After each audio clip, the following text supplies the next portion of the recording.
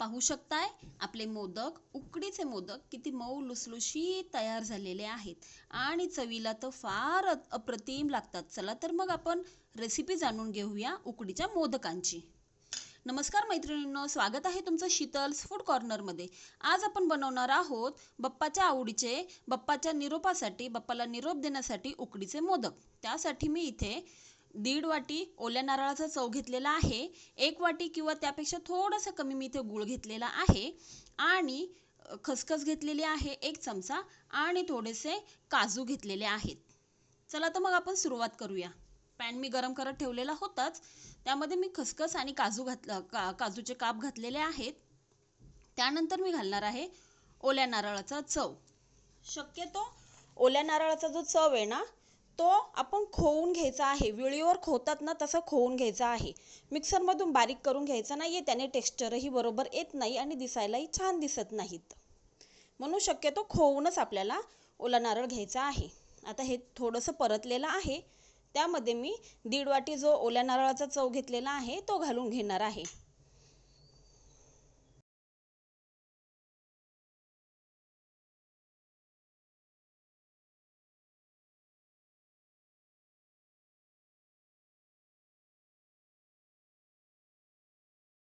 हे थोडंसं हलकं परतल्यानंतर त्यामध्ये आपण टाकणार आहोत एक साधारणतः 3 चमचे तूप.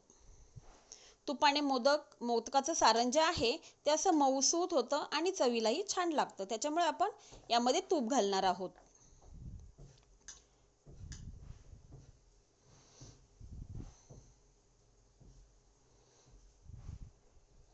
चवीनुसार थोडंसं मीठ घातलेलं आहे.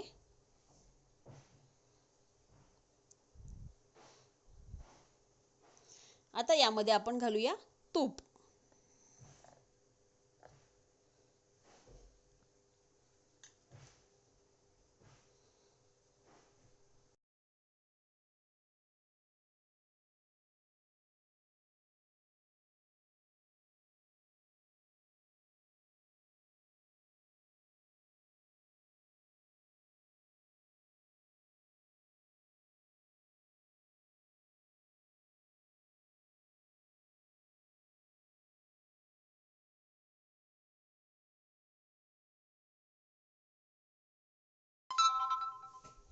हलकंसं खोबरं आपलं परतलेलं आहे. आता मी यामध्ये घालणार आहे आपण जी 1 वाटी गूळ घेतलेला आहे किसून, तो घालणार आहे. तुम्ही तुमच्या चवीनुसार जसं गोड लागतं त्यानुसार थोडंसं कमी जास्त केलं तरीही चालेल. परंतु उकडीचे मोदक जे आहे आपण ते तांदळाच्या पिठामध्ये करतो आणि थोडेसे गोडसरच हे मोदक चवीला छान लागतात. आता मी गूळ आणि खोबऱ्याचं हे मिश्रण चांगलं छान असं परतून घेणार आहे. एकदम जास्तही परतायचं नाहीये. जास्त परतलं तर काय होतं, सारण आपलं थोडंसं कडक होतं. त्याच्यामुळे गूळ विरघळेपर्यंतच आपल्याला हे सारण छान असं मऊसूत परतून घ्यायचे आहे. सारण आपलं ऑलमोस्ट पाहू शकताय तयार होत आलेलं आहे. अजून एक 2 ते 3 मिनिटं मी छान असं परतणार आहे. त्यानंतर आपलं सारण तयार आहे. त्यानंतर आपण पाहूया आपली तांदळाची जी उकड आहे ती कशी काढायची ते. उकड काढायला अगदी सोपी असते. शक्यतो तुम्ही तांदळाची पिठी जी आहे ती इंद्रायणी तांदूळ घ्या किंवा मग आंबेमोहोर तांदूळ घ्या. रेशनचे तांदूळ घेतले तरीही छान होतात, परंतु आंबेमोहोर आणि इंद्रायणी तांदळाला थोडासा सुगंध असतो, त्यामुळे आपले मोदक चवीला छान लागतात. तर त्यासाठी शक्यतो उकड काढण्यासाठी इंद्रायणी नाही तर आंबेमोहोर तांदळाचा उपयोग करायचा. जर तुम्ही दुसऱ्या कोणत्याही कोलम तांदळाचा वगैरे वापर केला तर त्याच्यात थोडंसं साबुत तांदळाचं पीठ टाकलं तरीही चालेल.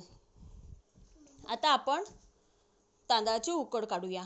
आता मी इथे 1 वाटी तांदळाचं पीठ घेतलेलं आहे. त्यासाठी मी इथे अर्धी वाटी पाणी आणि अर्धी वाटी दूध घेतलेलं आहे. तुम्ही संपूर्ण पाण्यातही करू शकता, परंतु दुधाने छान आपली उकड जी आहे ती मऊसूत होते. म्हणून मग आपण दूधही वापरणार आहोत. 2 चमचे आपण यामध्ये तूप घालून घेणार आहोत आणि थोडंसं उकडीला आपल्या चव यावी यासाठी चवीनुसार थोडंसं मीठ घालूया. शक्यतो कोणाकोणाला काय होतं, दूध जमत नाही, दूध आवडत नाही, त्यामुळे थोडंसं आपण पाण्याचा जास्त वापर केला आणि थोडंसं किंचितसं 1-2 चमचे दूध वापरलं तरीही चालेल. परंतु अर्ध अर्ध प्रमाण ठेवलं पाण्याचं आणि दुधाचं तर मग उकड अजूनच चवीला सुंदर लागते. आता याला एक छानशी उकळी आली की मग त्यामध्ये आपण आपले तांदळाचं जे 1 वाटी पीठ घेतलेलं आहे ते घालून घेणार आहोत. पीठ टाकलं की एकदा फक्त जस्ट मिक्स करायचं आणि ते 10 मिनिटांसाठी असंच वाफेवर होऊन द्यायचं. गॅस बंद करून एक 10 मिनिटांसाठी तसेच ते पीठ ठेवून द्यायचे आहे झाकून.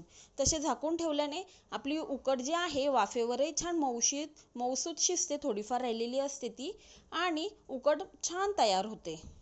आता मी गॅस बंद केलेला आहे आणि हे चांगलं मिक्स करून मग 10 मिनिटांसाठी झाकण ठेवून देणार आहे.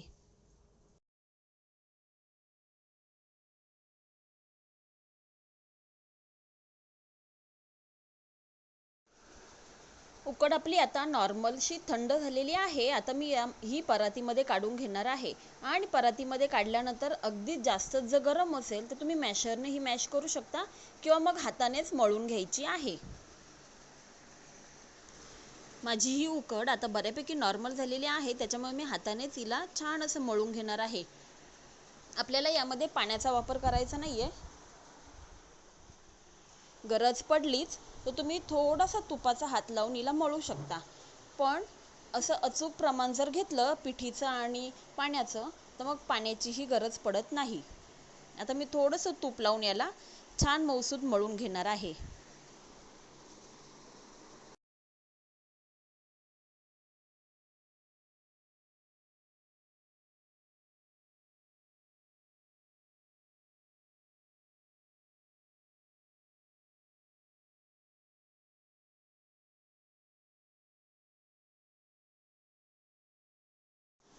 उकड आपली छान मळून तयार झालेली आहे. आता आपण करूया मोदक बनवायला सुरुवात. तर इथे मी थोडासा तेलाचा हात लावलेला आहे आणि थोडासा परातीलाही लावलेला आहे, जेणेकरून आपण जे मोदक ठेवणार आहोत ते खाली परातीला चिकटणार नाही.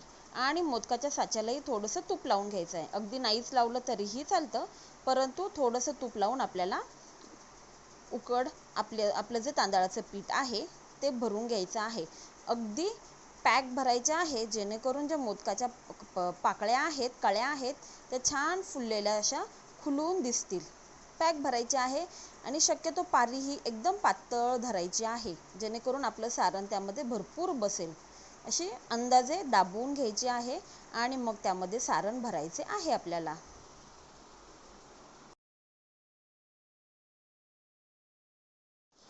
आता मी यामध्ये बसेल तेवढे सारण भरून घेणार आहे. पाहू शकता मी पारी एकदम पातळ केलेली आहे आणि एकदम अशी सैलसर ठेवलेली असल्यामुळे ती पटकन पातळही झालेली आहे.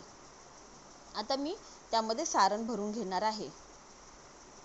सारणही आपलं भरपूर बसलेलं आहे त्यामध्ये.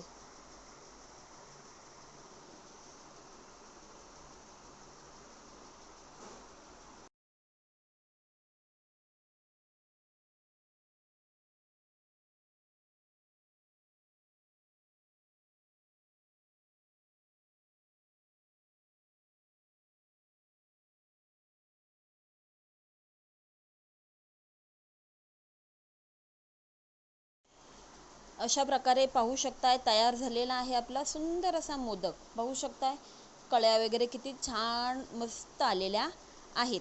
अशा प्रकारे सर्व मोदक मी इथे बनवून घेणार आहे. एका साईडला तोपर्यंत मी भांड्यामध्ये पाणी गरम करत ठेवलेलं होतं. आता त्याच्यावर मी ही चाळण ठेवणार आहे. चाळणीला तूप लावून घेणार आहे, जेणेकरून आपले मोदक जे आहेत ते खाली चिकटणार नाही. तूप लावून घ्यायचे आहे आणि एक एक करून आपल्याला हे मोदक यावर ठेवून द्यायचे आहे आणि 10 ते 15 मिनिटं आपल्याला हे मोदक छान असे वाफवून घ्यायचे आहेत. आता एक एक करून मी सर्व मोदक इथे ठेवून देणार आहे. आणि सॉरी, काय झालं ना, हे मोदक ठेवतानाच माझ्या मोबाईलची बॅटरी थोडी डाऊन झालेली, मला समजलं नाही आणि हे काय आपला व्हिडिओ काय शूट झालाच नाही. पाहू शकताय आपले मोदक छान असे तयार झालेले आहेत. अशा प्रकारे तयार आहेत आपले उकडीचे मोदक. रेसिपी आवडल्यास नक्की लाईक करा, शेअर करा आणि हो, जाता जाता बेल आयकॉन दाबायला विसरू नका.